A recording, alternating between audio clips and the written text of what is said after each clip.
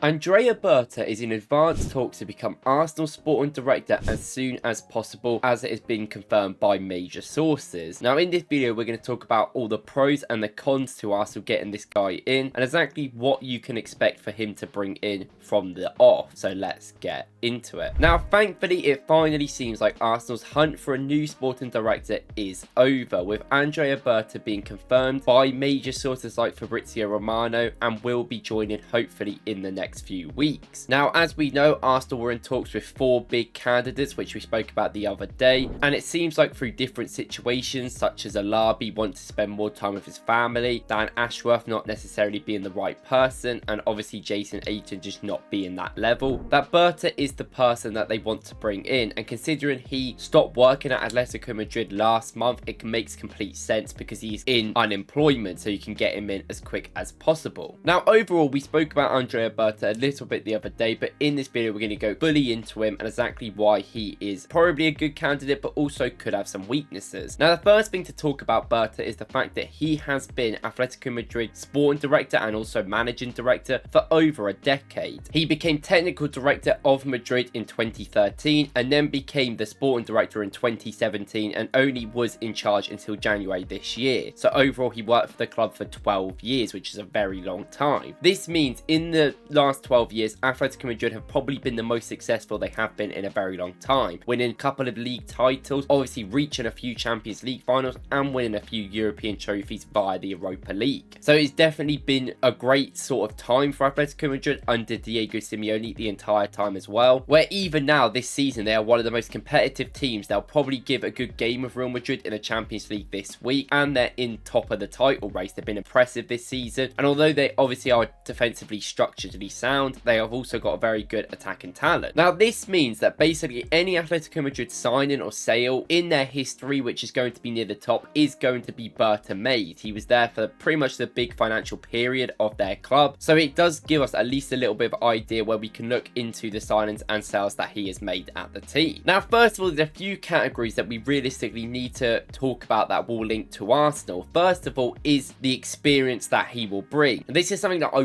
wanted someone that would come in and be working for a big club, not a project director of football that has been good and got potential. We realistically need to get one of the best in the country and in the world, where we can get top talents in right now. We can't be faffing around anymore. We can't be getting projects everywhere. This is the time to act, and I think Berta does bring that. With his experience at a team like Atletico Madrid, which is an elite European side, he will have experience in buying big players and also some of the cheaper signings to get their club in a good financial period. He's also seen a lot of great signings at Atletico Madrid, which I really want Arsenal to make, and it will make us hopefully a little bit more open to doing these big transfers around Europe, which we've been a little bit against recently. Now this is probably the first pro that he does bring. He is actually a very risky and bold appointment because he does take risks in the market. If you look at the record buys for Atletico Madrid in the period he was there, then you will see a lot of interesting people and also a lot of people that haven't exactly done very well. You know, João Felix, for that amount of money, you can understand it, but it never really was a structural fit, and obviously that was just not really a good amount of money spent. And even people like Thomas Lemar, they sort of panic bought, and even people like Jackson Martinez and Vitolo, you can understand them working at the time, but they haven't exactly been great. Now I think the big thing to look at here with most of these signings compared to actually some of the people we spoke about is that they are actually a decent, quite older age. You see most of his real big signings be around that 27, 28 sort of range, and even recently he's bought Sorloth, who's coming for a decent amount of money at 28. They rebought Griezmann for a decent amount of money when he's old. So this is definitely something to consider. Now Arsenal obviously have a model where we want to buy youngsters primarily, usually around 22 to 25 to probably get into that starting team and then improve. But we also do have the old 28, 29 year old, which I do think we will have to look a little bit more into with the fact Kimmich is linked. Obviously we just signed Marino last summer, and the fact that Partey and Jorginho are potentially leaving means that you might have to get some experience in somewhere, but you don't realistically want to spend too much money in them areas, which is not necessarily exactly right with him because he does spend a decent amount of money on older players, which would be interesting to see how that caveats to Arsenal with our different setup. But I do think overall, if you look at some of those transfers, they haven't always worked out, but I do think he has a lot of control within that camp, and obviously he has that trust from Simeone, which he can build with Arteta. And ultimately I think Arsenal are in a stage where we need a director of football that is willing to take risks. Now some of these aren't always going to pay off, and some of the big signings signings that we make aren't always going to be incredible. But Arsenal, when they do make signings, they usually do a decent level. I think people put a lot of expectation even on our recent signings like Calafiori, Marino,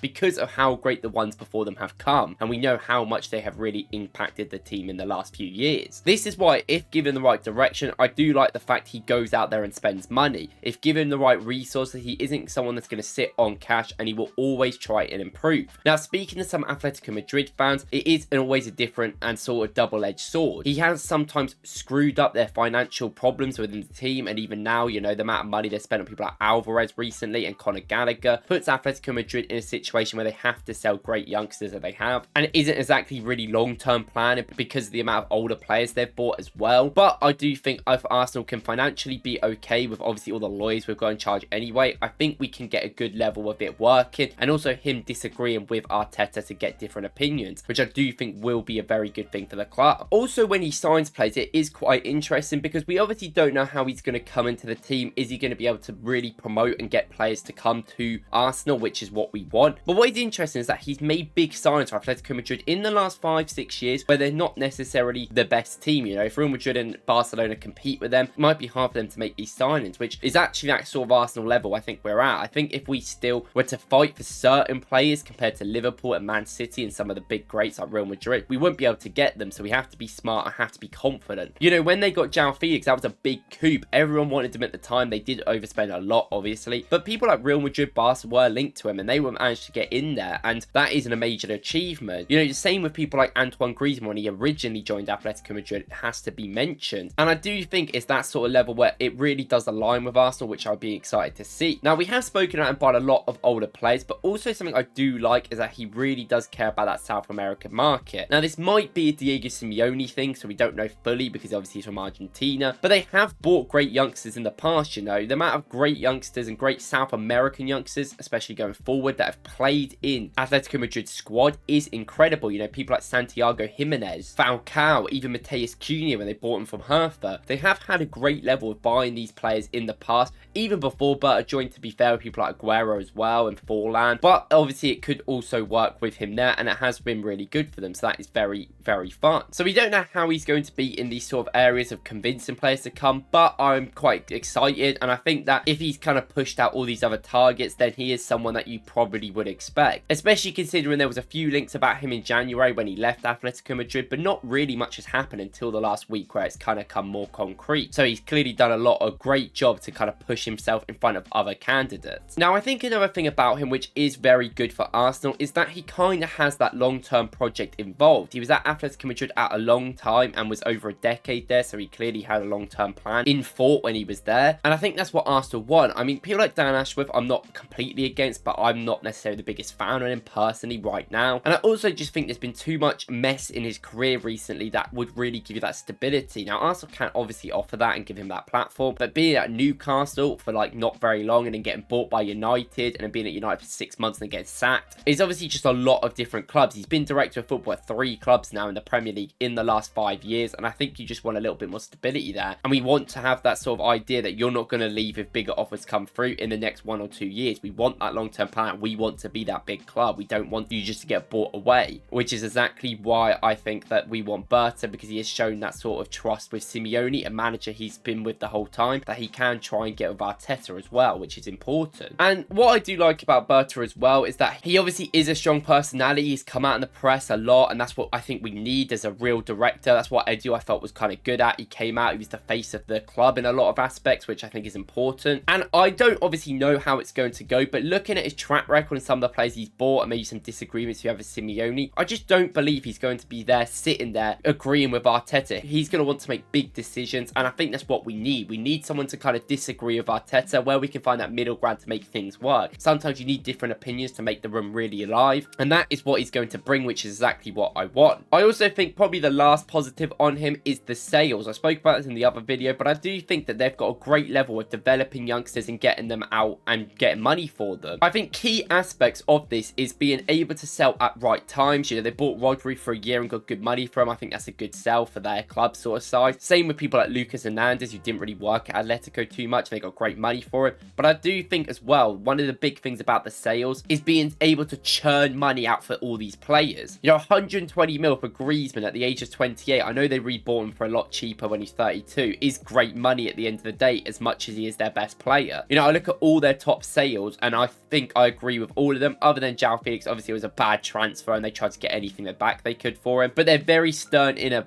sale, and we know that when we tried to sign Partey and had to do the release clause because they didn't want to negotiate. And even Mateus Cunha, that was a backup player for them, and they were not budgeting on 50 million euros from Wolves, who had to pay up. So I do think from a sales perspective he's really good, and I like other sales like Samu. They've put clauses in his contract now he's left to go to Porto, and they've wanted to develop him, and I think that's very encouraging. And they've got good loans out for him. He got really good at Deportivo as well before he went to Porto, which is another thing that we need to really focus on and have that sort of control with our director of football. Now, there is a few little concerns that obviously every candidate's not going to be perfect. You're going to have some sort of concerns there, and I think one of them as well is obviously we spoke about the age group of his buy-in is quite high, and they're necessarily always good and really great players that don't fit the system, so sometimes you need to get a little bit more of alignment. But I think we're probably more structurally sound in that aspect from around the director of football than maybe Atletico were. But obviously we just don't know how that's going to go. That could become a problem in the future, especially with the fact he loses money. But I do think also another problem is the fact that he has links with Jorge Mendes, who is not a very good agent you want to have links with. Obviously he has great players, and one of the big reasons why Ruben Neves went to Wolves in the Championship from Porto was because he was a Jorge Mendes man, and the owners of Wolves had deals with him. Now this is concerning because Jorge Mendes does just throw his players at teams, and sometimes they're great players and you can get good money for them, but a lot of the time they're thrown out by their clubs. You have to overpay on a lot of wages as well, giving Mendes a lot of them, and they don't really go very well. So I would want them leagues to kind of despair. I don't want us to be so set in one way we have to sign players. I want us to be more broader and have loads of different scouting networks, which I think Berta will bring, especially in that South American unit, especially in the Serie A. So that's really, really great to see. But let me know what you guys think about Andrea Berta in the comments, and are you excited for him to come in? I'm just happy we got anyone, and I'm glad we got a big boy appointment when we exactly needed it. So at least things are looking up, and that is a good tick from the first thing I wanted to see us do going into this summer. See you guys in the next one. Thank you guys for watching.